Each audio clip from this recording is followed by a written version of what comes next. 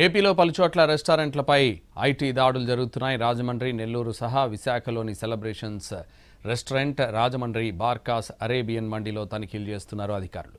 వ్యాపార లావాదేవీలకు అనుగుణంగా ట్యాక్స్ కట్టడం లేదనే ఆరోపణలు, కంప్యూటర్ డేటాను పరిశీలిస్తున్నారు.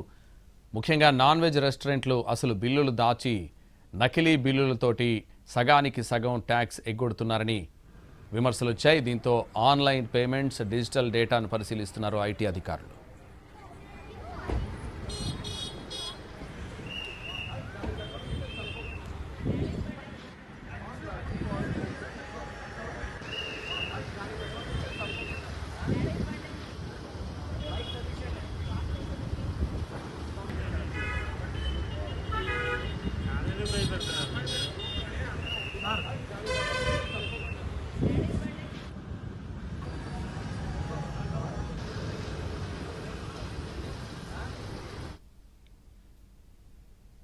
నెల్లూరులో ఐటీ రైడ్స్ కలకలం రేపాయి. వెంగమాంబ దాబాలో సోదాలు జరుపుతున్నారు. ఉదయం నుంచి విజయవాడ నుంచి వచ్చిన టీం పలు డాక్యుమెంట్లను పరిశీలిస్తున్నారు. అమ్మకాలకు సంబంధించిన రికార్డును చెక్ చేస్తున్నారు.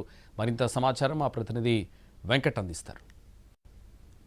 వెంగమాంబ డాబాలో ఆదాయ పన్నుదారులు దాడులు నిర్వహిస్తున్నారు. మధ్యాహ్నం నుంచి ఏదైతే అమ్మకాలకు సంబంధించిన రికార్డులని పరిశీలిస్తున్నటువంటి పరిస్థితి కనిపిస్తుంది. అయితే ఆ ప్రభుత్వానికి ట్యాక్స్ కట్టకుండా దాదాపు 5 ఏళ్ల నుంచి వీళ్ళు ఎగ్గొట్టారనే ఆరోపణల నేపథ్యంలో రాష్ట్ర వ్యాప్తంగా కూడా విజయవాడ కావచ్చు, అలాగే విశాఖపట్నం, రాజమండ్రి, నెల్లూరు ఈ 4 ప్రాంతాలతో పాటు తెలంగాణకు సంబంధించి హైదరాబాద్లో కూడా కొన్ని ప్రముఖ హోటల్స్లో ఉదయం నుంచి కూడా దాడులు కొనసాగుతున్నట్లు మనకి సమాచారం అందుతుంది. అయితే ఉదయం నుంచి కూడా ఇక్కడ వెంగమాంబ డాబాకి సంబంధించి అమ్మకాలకు సంబంధించి రికార్డులన్నీ కూడా పరిశీలిస్తున్నారు. ఆ సిస్టంలో ఉన్న హార్డ్ డిస్కులను కూడా స్వాధీనం చేసుకున్నటువంటి పరిస్థితి కనిపిస్తుంది. దాదాపు విజయవాడ నుంచి ఒక టీం వచ్చింది. టీంతో పాటు లోకల్గా ఉండే పోలీసుల సాయంతో మార్నింగ్ నుంచి కూడా ఈ సోదాలు జరుగుతున్నటువంటి పరిస్థితి ఈ నెల్లూరులో జరుగుతుంది.